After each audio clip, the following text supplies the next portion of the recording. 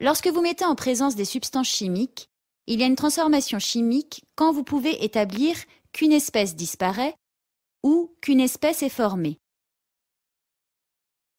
Mais alors, comment savoir qu'une espèce s'est formée?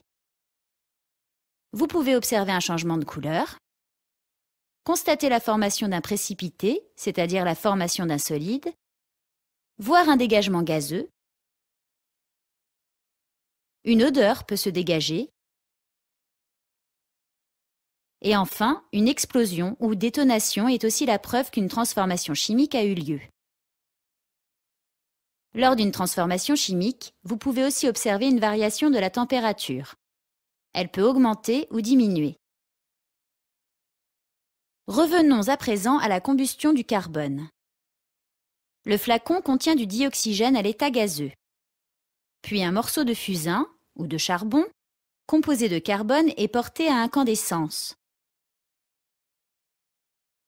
Le morceau de fusain incandescent est introduit dans le flacon contenant le dioxygène.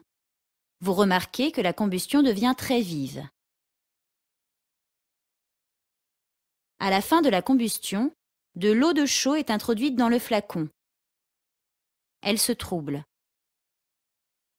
Ce qui prouve qu'il y a du dioxyde de carbone, gaz qui n'était pas présent au début car le flacon ne contenait que du dioxygène.